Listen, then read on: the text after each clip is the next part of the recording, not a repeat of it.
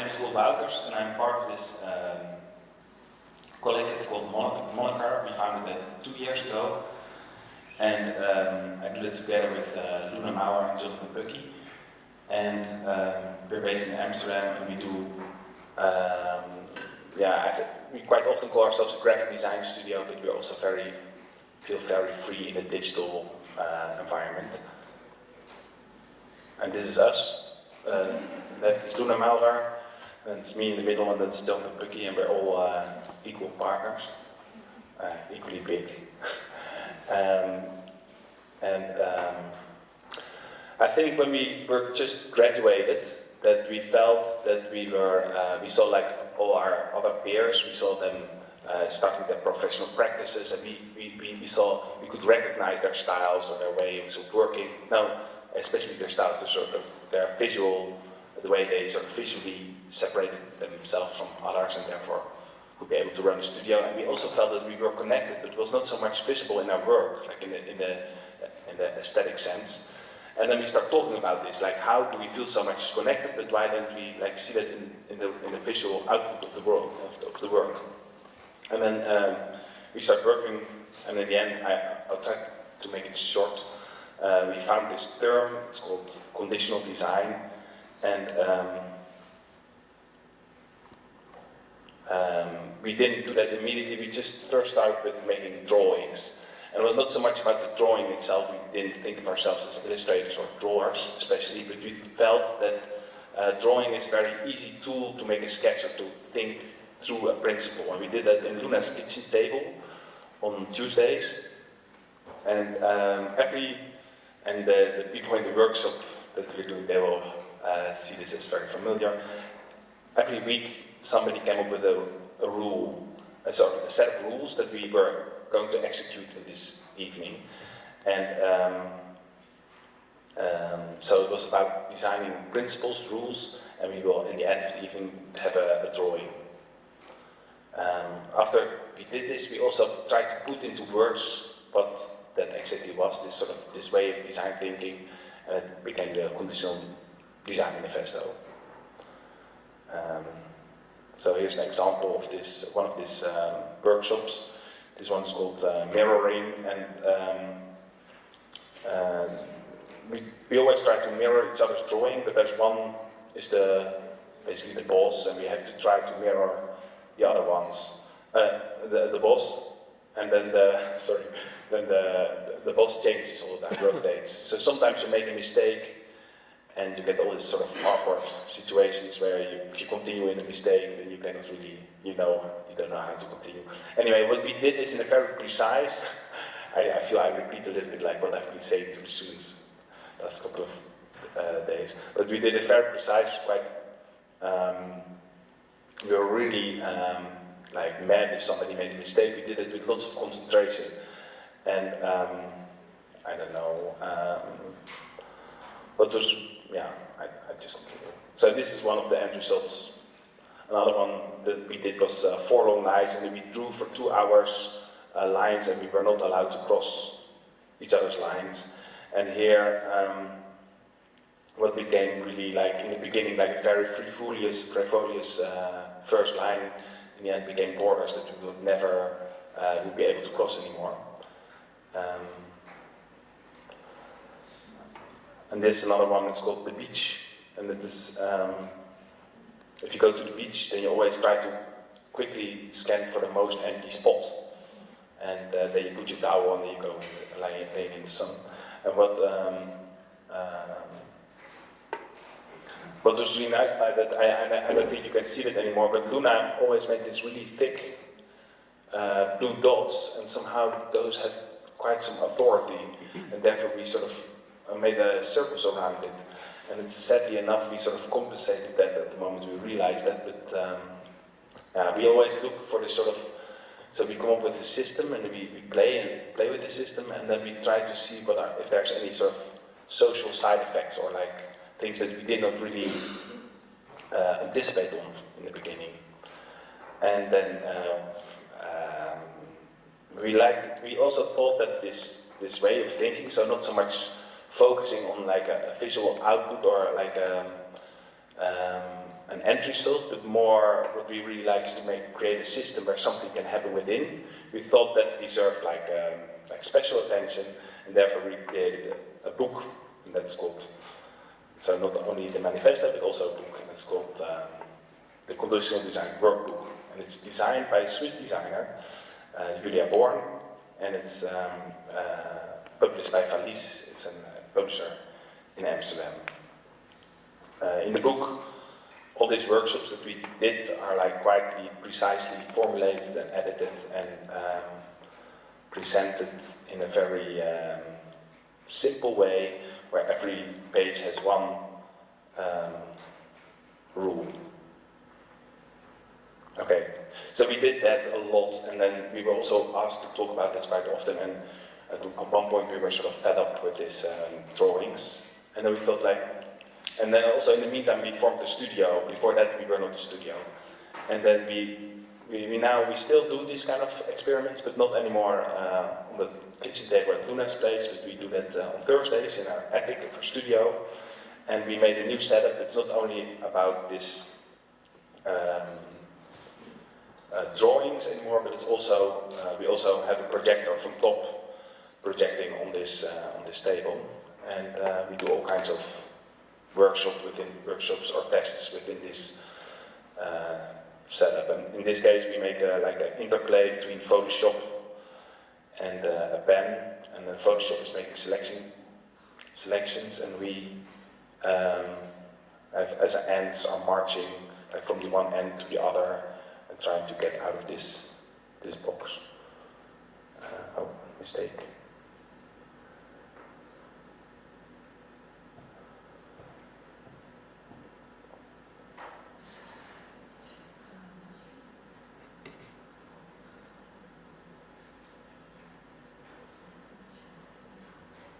So it's basically, this is filmed from top, it's a projection from top, and Photoshop is like used to create the shapes, and the pen is on the real paper.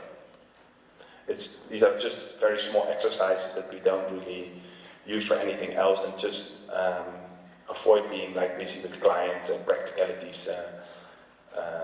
Oops. All week. Okay. Oops.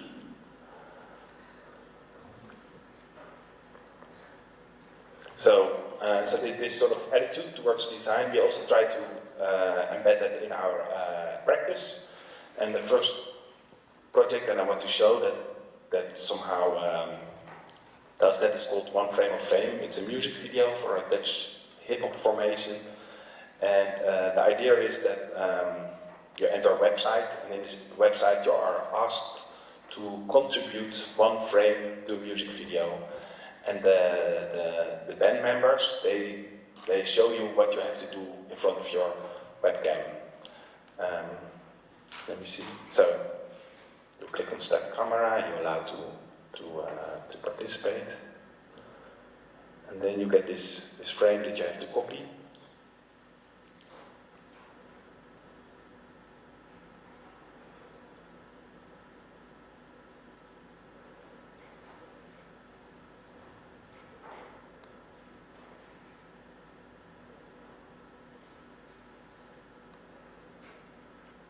And then at the moment you did that, your frame is uploaded to our server, and on the server, the original frame of the artist, of the person the artist basically is replaced by your frame. And then you get this sort of step motion effect where everybody contributed. And every hour, our server looks to all the new frames and renders like a new version of the same video. And I will now play a short piece of it. Can be a little bit louder.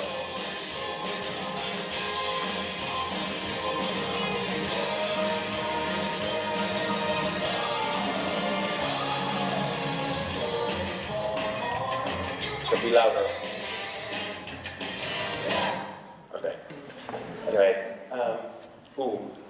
it's quite dark. So people really liked that. It was like you have to imagine that before we did it, we didn't know whether people would actually contribute, and maybe we should have emailed our friends to contribute, but at the moment we launched it, basically it went viral really quickly, and we first saw like all industrial creative people in Amsterdam with beers and mood boards in the back, like doing this things, these frames coming in, and then it traveled to Asia, and we saw lots of Asian people contributing, getting the frames in, and then we went all the way to American high school kids who were contributing, and that was really nice, of course, because somehow it's like, yeah, you get all these photos coming in, and one of the most nice side effects, I think, of this project is that because people are really doing a lot of effort in copying the frame, they're completely not self-conscious. They're really not aware of that. Oddly enough, they're not aware that they're being photographed. And that's quite rare in this age where normally you're always somehow, when you're on a photo, you always put on your nice Facebook face. So this collection of all these portraits is maybe in the end, we liked even more than the music video. And there's now about 50,000 people who contributed a photo and still going on. And then when we finished that, we thought, oh, that's so nice to somehow give some instruction to somebody online, and then we can get these things back. But how cool would it be if we would be able to also not only ask for a photo, but also get an maybe direct or get a little piece of movie or film, and then compile like a collaborative film with this. And that led to Nautica Bouw, and for this Nautica Bouw we designed about 40 instructions like this. Oh no, so this is what the interface looked like, and it asked like, do you want to be in this film? Then record a scene here. So you could first look at the film or first record a scene, and these were the sort of the instructions. We're going back together. Since this is the very last scene of the movie, I want you to take a bow to the camera. So first of all, stand as far as I am from the camera, and then when you hear this sound signal, I want you to take a bow. When you're ready to do this, please press the button below. For a while, and then when you hear the signal, take a bow.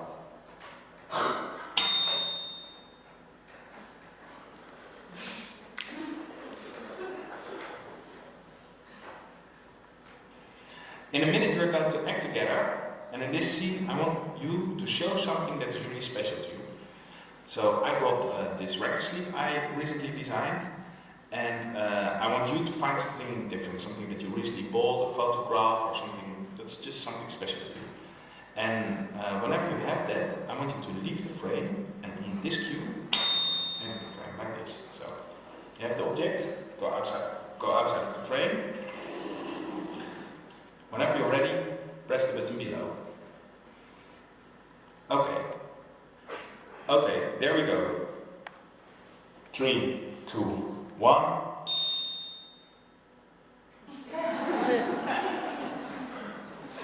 So all these instructions, there were about 40, they compiled into a film that's also still online, that every hour basically changes. And I will now show a video that was recorded right after the launch.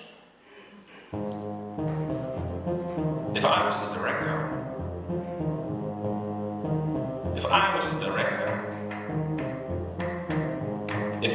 director, then you would be my actors. And I would just leave you standing there for a while.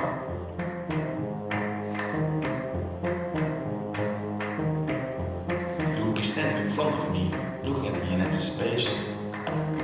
And I would ask you to come a little closer. I would study you. Your necks, your mouth, your bodies, your hands, your eyes. And you would be looking at me. You would notice me and smile at me. Smile. Now. I can make you do all kinds of things. Like this, or that. And you would do it like that. Or like that. Or that. Or like that. Yeah, exactly. I would make you fall in love. And then make you scream with envy. Make you feel like shit because it was over. Oh,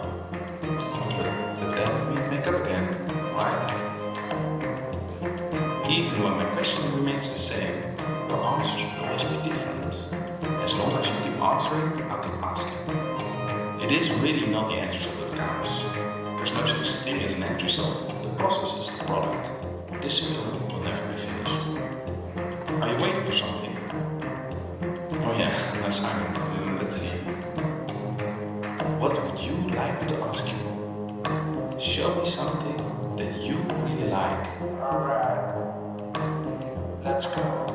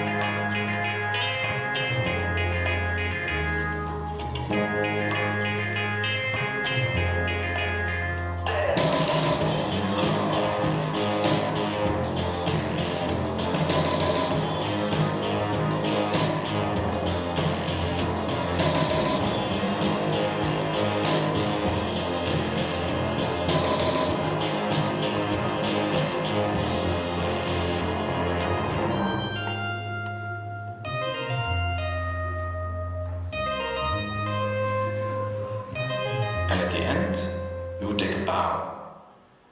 Bow.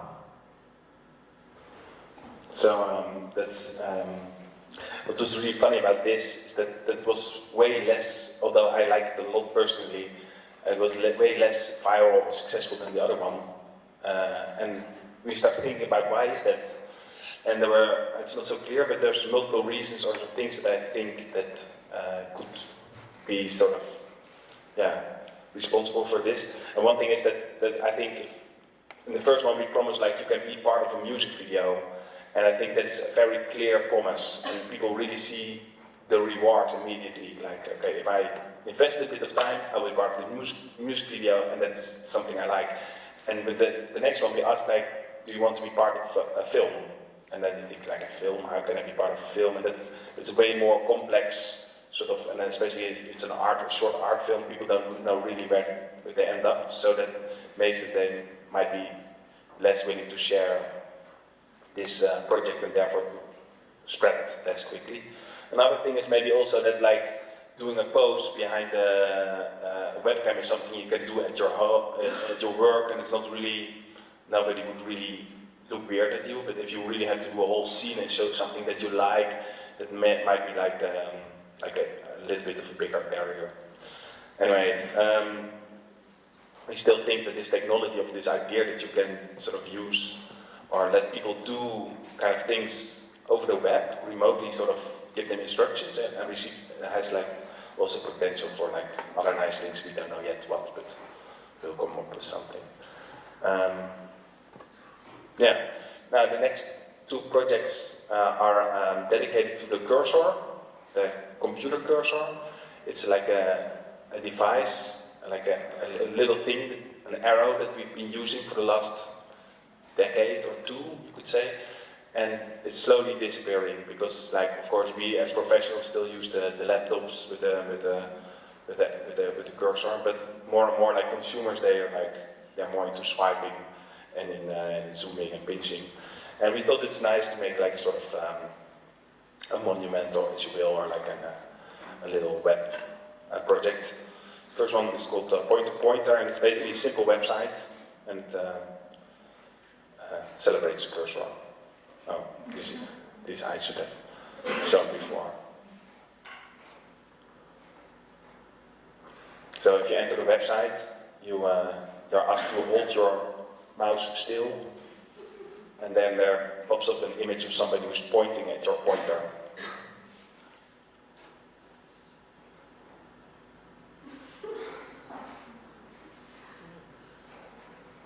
And somehow, I think this emphasizes a bit like normally you never sort of demonize your cursor, you always take it for granted, you always think that it's like it's not really there. But in this case, it also all of a sudden makes you really aware of the fact that you actually use this cursor all the time. It's only one finger. And it is my favorite. Oh no, it's also like this stuff. Anyway, and here we also have like only after you did it quite for a long time, we show you this. Do you like it or not? And like at that point, people invested already so much time that they all like it, and that really adds to sort of the viral whatever sort of mechanics. There was one more thing that I wanted to say. It's about 90, not so much, 90, but we offset them a bit at the moment that you are there. And we had this nice, Jonathan made this really nice, I don't know, it's like a mathematical term, Voronoi grid. That makes it, it's not like a square grid, it's like a sort of cellular grid that you always have the nearest. The next one is called Do Not Touch, also a celebration to the cursor, and there we thought, also a little bit in the light of the project that we did before with Now Take a Bow and Do Not Touch, that somehow like lots of our internet experiences are quite lonely, you could say. It's, most of the time you feel like connected, but in the end you are physically alone behind your machine, and especially if you use the cursor, that's like quite a lonely, singular experience. And then we thought, is it possible to create a sort of sense of togetherness online?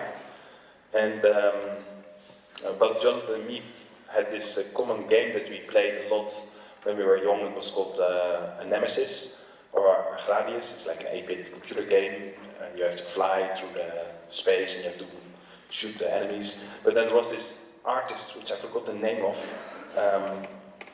internet artist, who made this, recorded this game like a few times, and then he superimpose them over each other. So you saw like a little bit like you have also this function in Mario Brothers, I think, that you can play against yourself.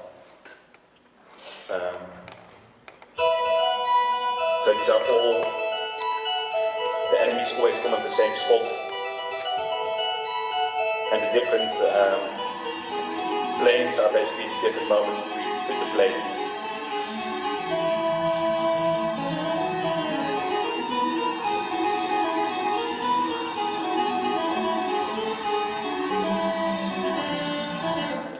And then we thought, oh, is it possible that we can do something like this also with a mouse? And we made this little test site, and we said we sent it to our friends and say, like, stay in the white zone. And we recorded all their cursor data and compiled it and superimposed it over each other and see, like, if that's something that would be fun or that we would be able to do something with this. And then when we received this result, we thought, oh wow, this is really like sort of collective swarm online. We should be able to make a project with it. But the problem was then, like, what is it that what can we ask these people? You know, what kind of instructions can we give them? When does it become fun? And so then we came up with questions like where do you want to go? Because then you can point to something, or and then show the map. For example, stay in the green zone, and then show like a sort of a problem to solve. Or do not touch the model, and then show them a model and see like how they would respond to this. Or see if they would be able to create a smiley collectively. And there we go. It's, in this case, I think it's like 1,500 people who participated, and but we only show now. It's like I think now 4 million people have contributed, but we now only show like 1,500 cursors, and the white ones are the Windows users, and the black ones are the Mac users.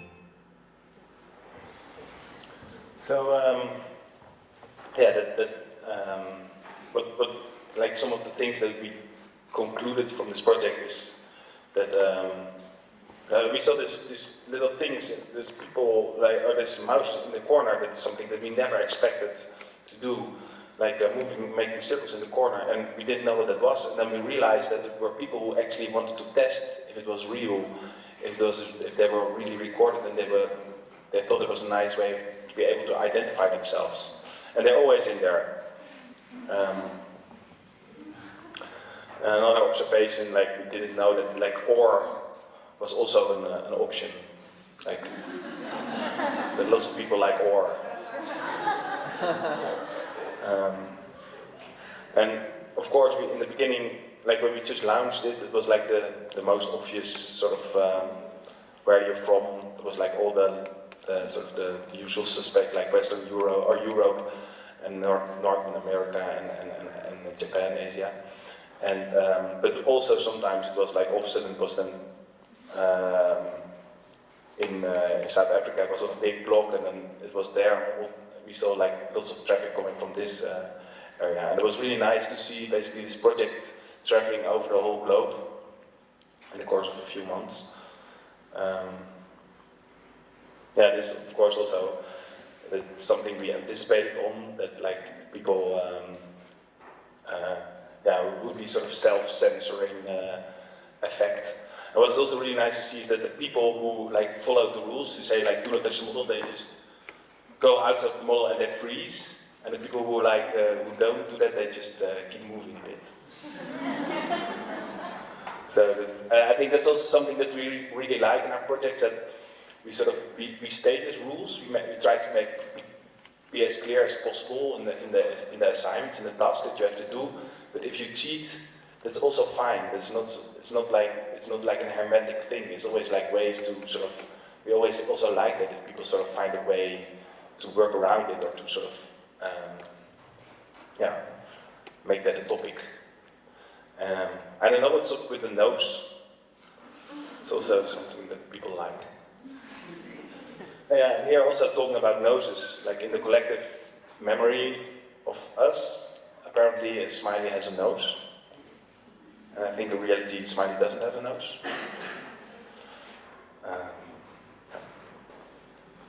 So, and then now I show you the last film of the day when it's finished. It's a film that I made together with my son. He was like 4 at the time. He's already like 11 now. And my brother Job, he's like a really good typographer, handwritten typographer.